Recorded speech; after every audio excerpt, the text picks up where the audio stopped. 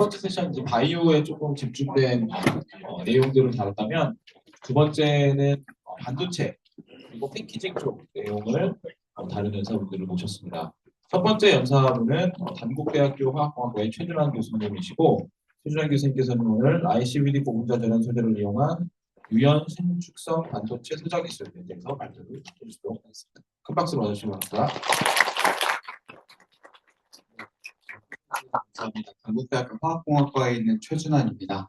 먼저 이렇게 뜻깊은 자리에 발표하게 해주신 이정학 교수님이랑 이 워크샵을 준비해 주신 많은 분들께 먼저 감사드립니다. 제가 말씀드리려고 제가 이제 운이 되게 좋게도 제가 처음에 입학을 했을 때 그때 이제 제가 사수님이셨던 저희 앞전 세션의 좌장이셨던 성혜종 박사님께서 좋은 논문을 퍼블리시를 하고 그때 이후로 ICVD로 이제 일렉트로닉스에 적용이 가능하다라는 개념이 이제 라이즈를 하기 시작을 했습니다.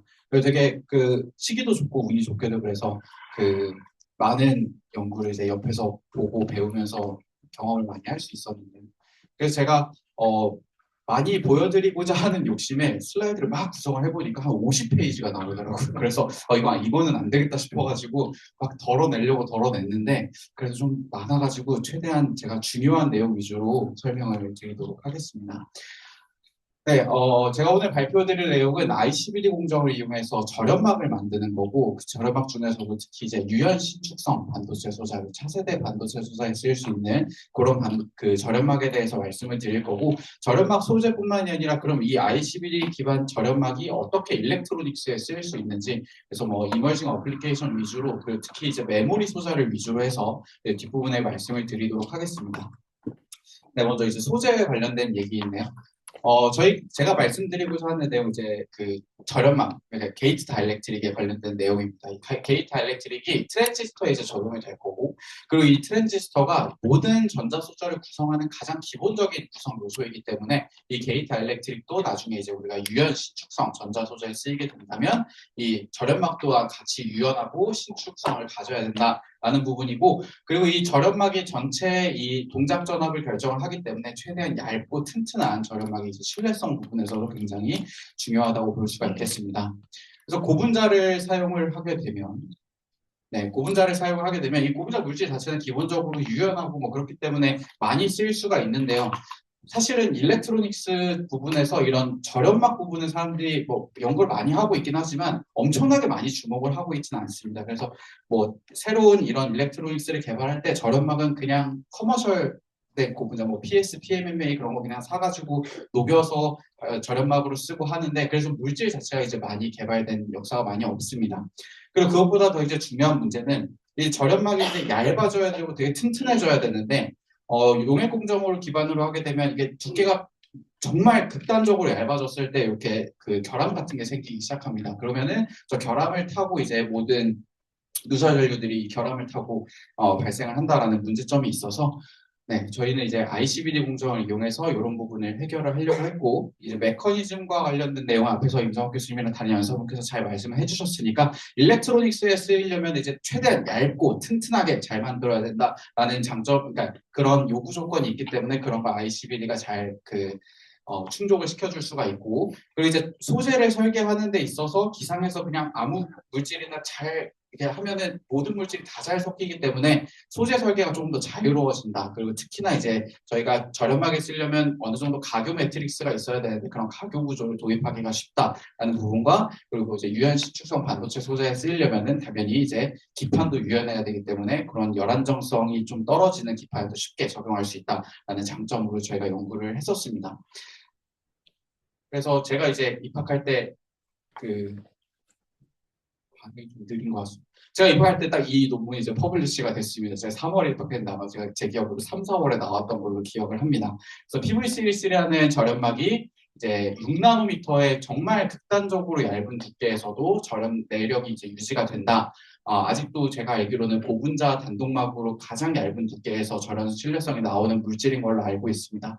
그래서 이제 이중결합이 3개가 있기 때문에 이 3개가 전부 다 이제 거의 대부분 분해가 되면서 가교 매트릭스를 이렇게 치밀하게 유지를 할 수가 있고 그로 인해서 절연 내력이나 뭐 열안정성 그리고 이제 다른 용매에 녹지 않는 특성 이런 것들을 나타낼 수가 있다라고 해서 2015년에 보고가 되었고 뿐만이 아니라 앞에서 임상학 교수님께서 순도가 높다라는 것을 강조를 해주셨는데 순도가 높기 때문에 이 물질이 이제 온도를 높여도 절연 내구성이 크게 달라지지 않는다. 우리가 이걸 파울로 노다인 터널링 기반으로 한 메커니즘이라고 얘기를 하는데 어쨌든 절연 신뢰성이 굉장히 우수하다라는 것이 보고가 되었고 뭐 유연 소자에도 대면적으로 공정이 가능하다라는 것까지 이제 보고가 되었습니다. 자, 그런데 이제 전자 소자를 실제로 이제 이거를 적용을 하려면 당연히 절연 내구성도 중요하고 얇게 만든 것도 중요하지만 우리가 원하는 영역에만 절연막을 패터닝해서 적용을 해야 됩니다. 즉 전기를 안 통하게 만들려면 완전하게 안 통하게 만들고 잘 통하게 만들려면 잘 통하게 만들어야 되기 때문에 절연막의 패터닝이 굉장히 중요합니다. 그런데 이제 PV3D3가 화학적인 안정성이 너무 좋고 그리고 O2 플라즈마 상태에서 표면이 이렇게 깎여 나가는 게 아니라 표면에 SiOX가 형성이 되어서 이거를 뭐 다른 표면 개질에 쓸 수 있는 장점도 있긴 있지만 에칭 관점에서는 에칭이 잘 안 된다라는 문제가 있어서 제가 최근에 저희 학과에 있는 장수환 교수님과 함께 이 RI 공정을 도입을 해서 PV3D를 CF4 가스를 가지고 에칭을 했습니다. 크게 두 가지 컨피그레이션을 비교를 했는데 이 에칭을 하는데 사용되는 그런 반응성 물질들이 생성되고 바로 그냥 에칭하는 공정, 다이렉트 모드라고 얘기를 하는데요. 이 다이렉트 모드와 또는 그 다른 챔버에서 이런 반응성 물질이 생성이 되고 그게 이제 디퓨전으로 넘어와서 에칭을 하는 이런 리모트 모드 두 개를 비교를 했습니다. 이렇게 비교를 했을 때 당연히 다이렉트 모드가 에칭 속도도 훨씬 더 빨랐고요.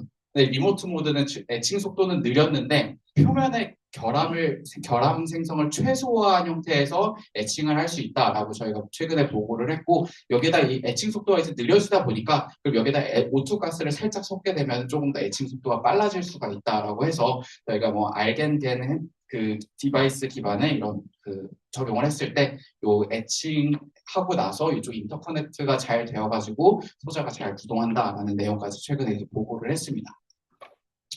그런데 이제 지금 말씀드린 내용은 파괴적, 그러니까 망막을 만들어 놓고 깎아내는 방식으로 하다 보니까 뭐 유연 신축성 반도체 소재는 좀 무리가 될 수가 있어서 나온 지 좀 되긴 했지만 이 CBD 공정을 기반으로 하고 있기 때문에 CBD 공정할 때 거기에다가 마스크를 올려놓고 그럼 그 마스크를 타고 이제 원하는 영역은 열어놓고 그 절연막이 증착되기 원하지 않는 영역은 닫아놓고 뭐 이런 식으로 비파괴적인 패터닝 기술도 개발이 되었었고 그걸 이용해서 이렇게 소자를 수직으로 쌓아 올리는 그럼 이제 가운데 영역만 절연막이 증착이 되고 바깥쪽은 증착이 안 돼서 이렇게 배선이 잘 연결될 수 있도록 하는 기술도 개발이 된 적이 있습니다.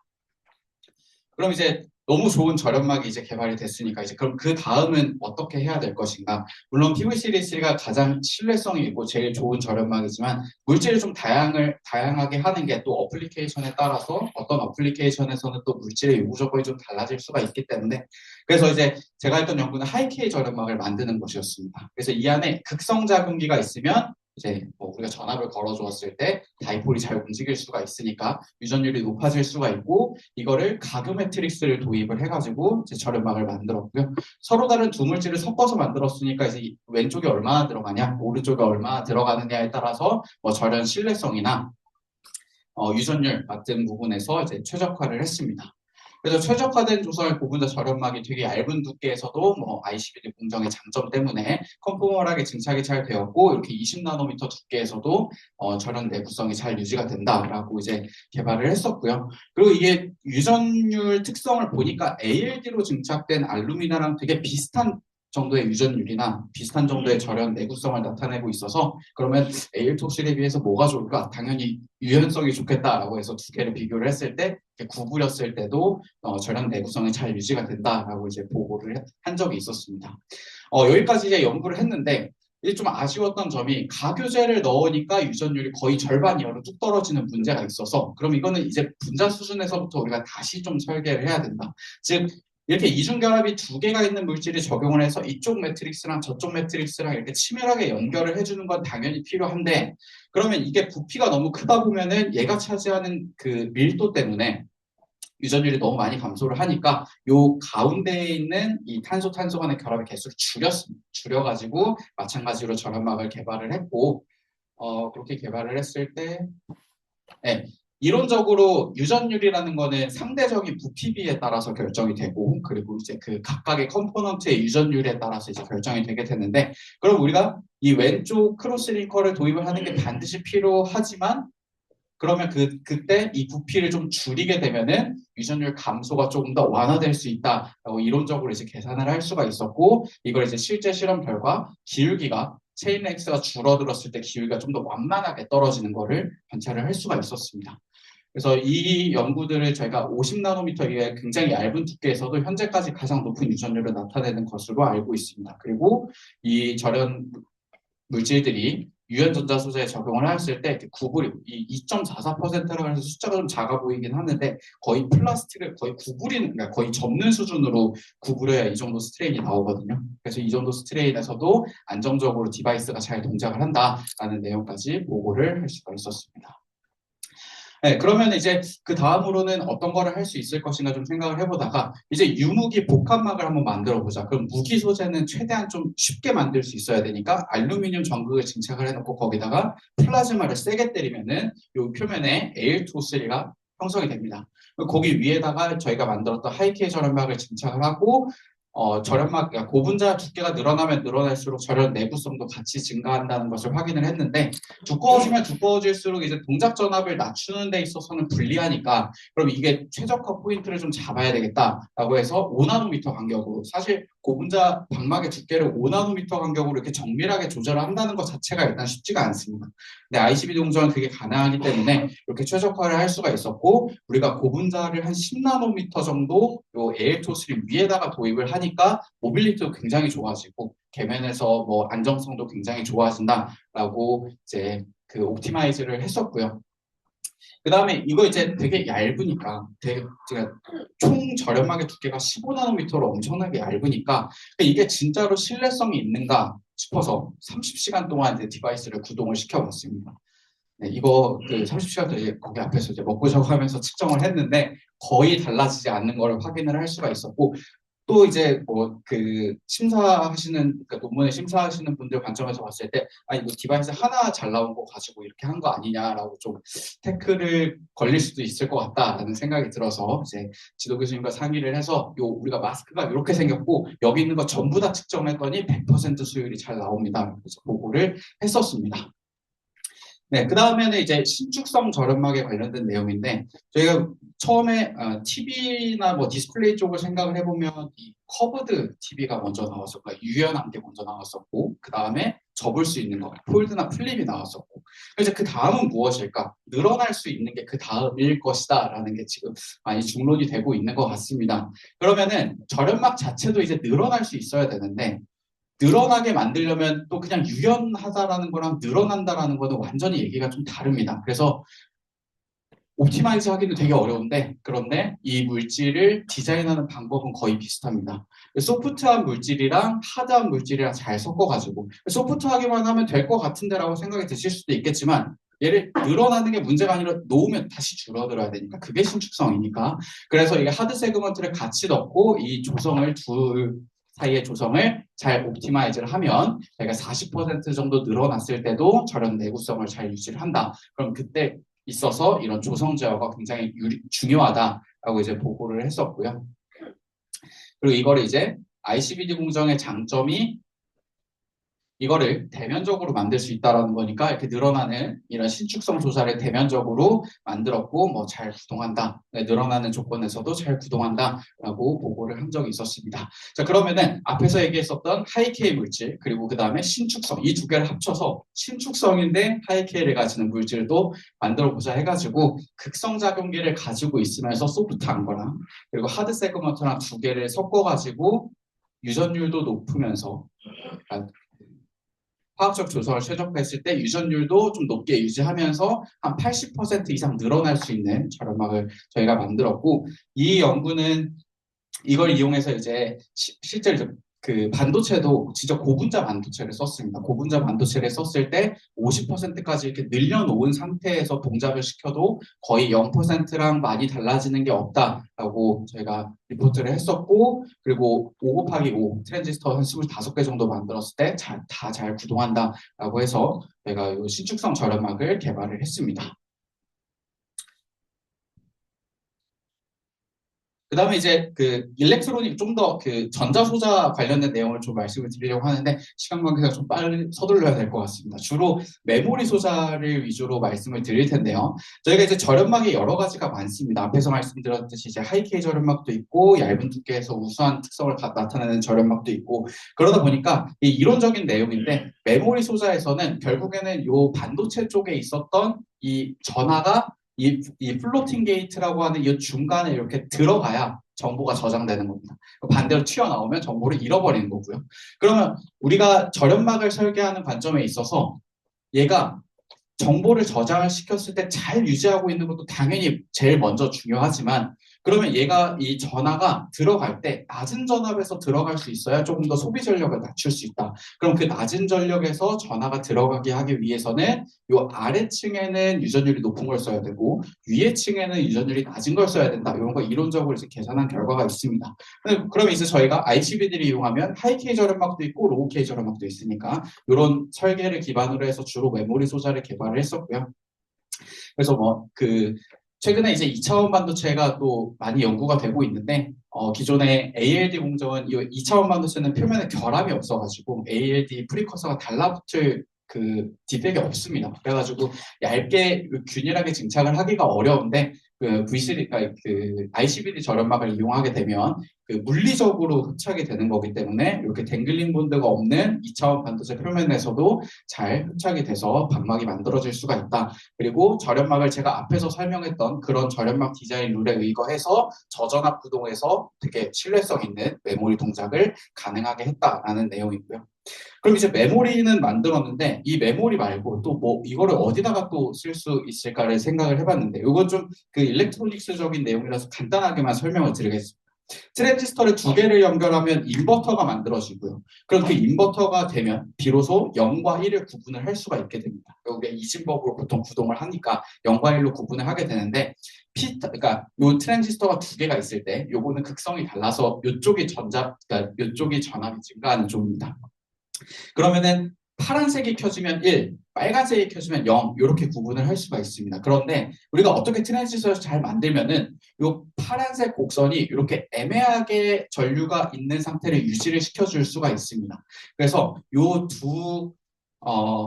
이렇게 하면은 이제 둘 다 애매하게 켜져 있는 상태가 돼서 0, 1이 아니라 0, 1, 2 또는 뭐 0, 2분의 1, 1 이렇게 해서 정보 밀도를 좀 더 높일 수 있다라는 개념이 이제 제안이 됐었는데 문제는 이렇게 전류값이 애매하게 유지가 되고 있는 구간을 잘 만들 수는 있는데 문제는 반대쪽 트랜지스터랑 얘랑 두 개를 맞추기가 좀 어렵다는 겁니다. 그래서 우리가 이거를 메모리 소자를 도입해서 이 반대쪽 트랜지스터를 왔다 갔다 잘 시키면은 중간 상태 딱 이렇게 만들 수가 있다라는 개념을 처음으로 저희가 보고를 했었고 앞에서 말씀드렸던 이런 저렴한 패터닝 공정을 통해서 두 개를 쌓아 올렸습니다. 그래서 정보 밀도도 더 높일 수 있다라고 해서 메모리를 프로그래밍한 상태에 따라서 이 중간에 있는 이 2분의 1 상태가 딱 중간에 얼라인이 잘 된다라고 옵티마이즈를 할 수 있었고요.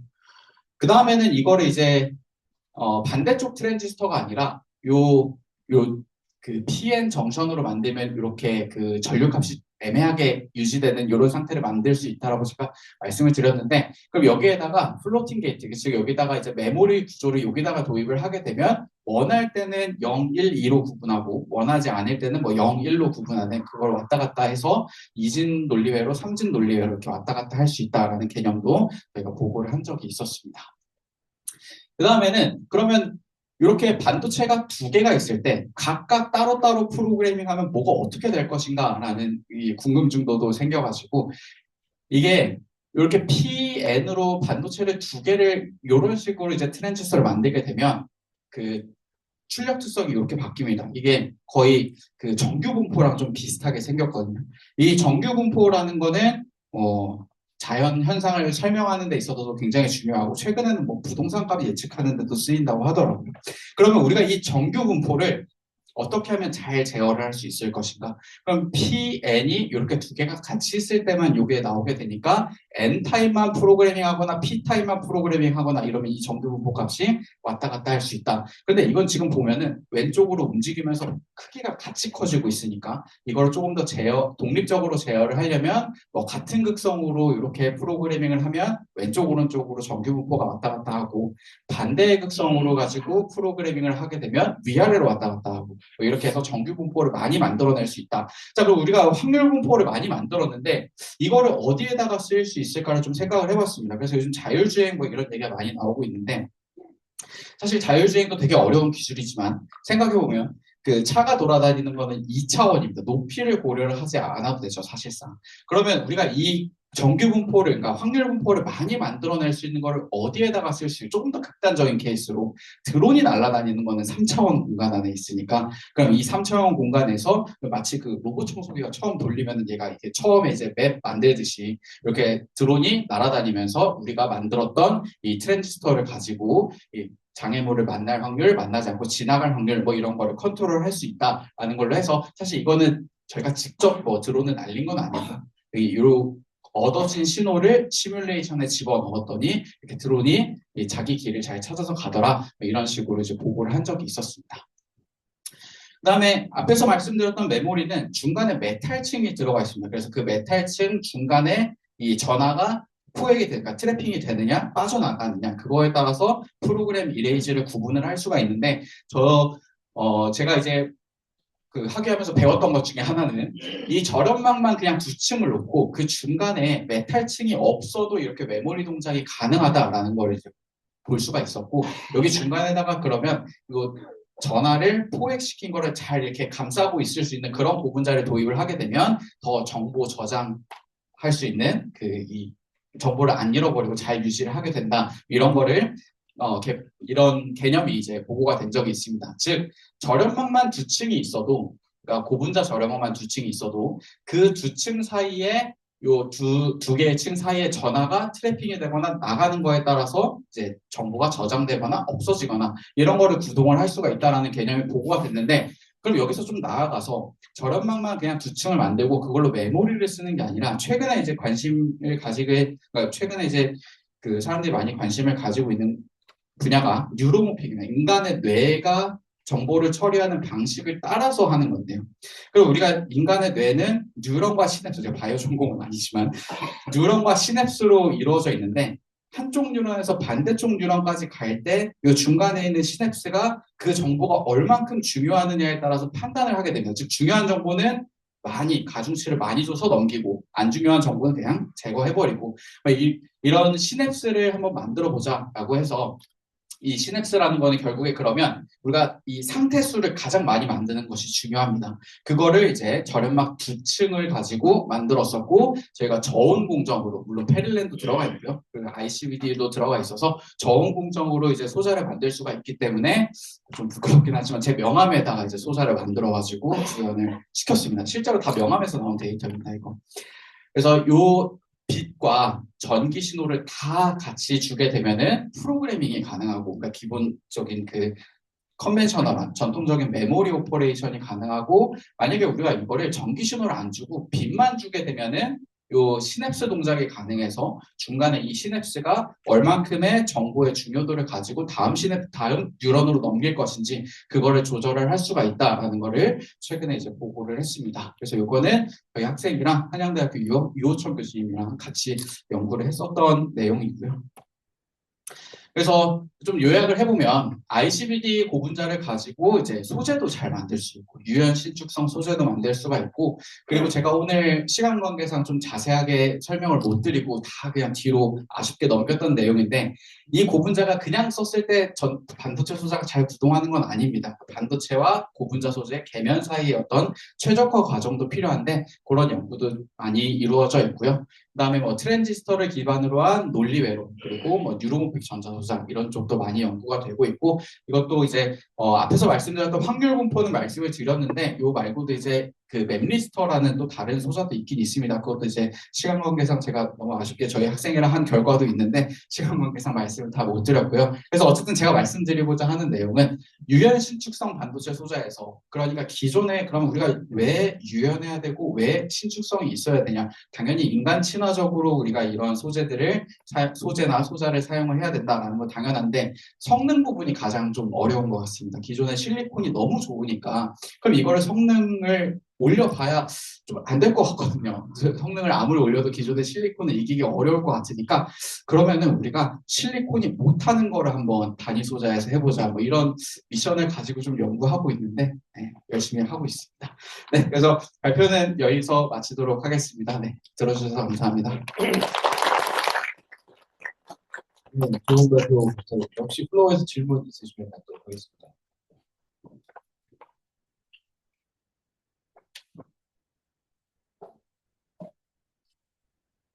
네, 제가 간단한 질문 하나, 저는 반도체 전공이 아니긴 한데, 아까 하이케이 다이렉트릭을 지금 아크릴레이트 계열 보분자랑 네. 그리고 다이바이너리 익스트라 보분자를 네. 공정합체로 만들어서 하셨어요. 근데 그때 그 하드 세그먼트를 다이바이너리 익스트라로 선정을 하셔가지고 볼륨 이펙트를 보기 위해서 이제 중간에 있는 체인 랭스를 베리에이션을 주셨는데, 네. 사실 그 가교재는 많잖아요. 근데 네. 굳이 이 바이닐 익서를 가교재로 쓰신 이유가 따로 있으신지가 궁금합니다. 네. 아, 너무 좋은 질문 감사드립니다. 사실 시간 관계상 설명을 못 드렸던 부분인데, 이 다이바이닐 이서의 분자 구조를 보면 이중결합 옆에 바로 산소 원자가 있습니다. 그래서 이중결합인데, 그냥 우리가 여기에 이중결합만 있으면, 또는 뭐 아크릴레이트처럼 산소 원자가 좀 떨어져 있으면, 라디칼이 이 이중결합을 잘 공격을 할 수가 있습니다.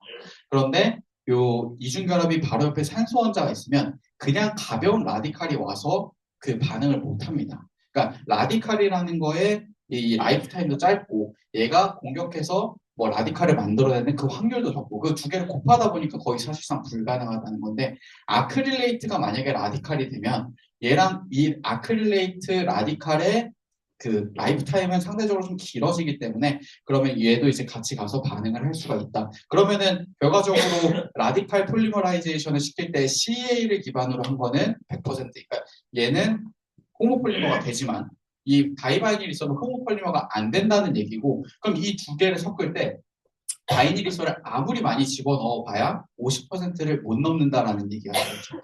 그럼 저희가 이 연구의 미션은 이 CA의 그러니까 극성작용계를 가지고 있는 포션을 최대한 늘리면서 얘도 들어가지만 최대한 적게 들어가야 우리가 그 윈도우 안에서 옵티마이즈를 하기 위해서 이렇게 호모폴리머가 잘 안 되는 걸 썼었습니다. 그 하나 팔로우업 질문이 있는데요. 그러면 이렇게 다이바이니서 계열의 고분자와 네. 아크릴레이트 계열의 고분자를 공정합체를 하면 네. 보통 뭐 다른 크로스링커를 공정합체하면 걔네들끼리도 뭉쳐갖고 어쨌든 고분자 체가 만들어있잖아요. 네. 그럼 이런 경우에는 아크릴레이트 쭉 있고 중간에 저 다이바이니서 하나가 딱 껴들어가는 세그멘트만 있는 건가요? 네. 뭐 그렇게 될 거라고 이론적으로 알려져 있습니다. 네, 발표해주신 최진환 교수님께 다시 한번 큰 박수 부탁드립니다. 네, 다음 연사분은 같은 학교에서 오셨어요. 단국대학교 김민주 교수님이시고요. 김민주 교수님께서는 오늘 ICVD를 이용한 반도체 하이라키별 FEOL, BEOL 패키징과 전망에 대해서 발표해 주도록 하겠습니다. 큰 박수 맞아주시기 바랍니다.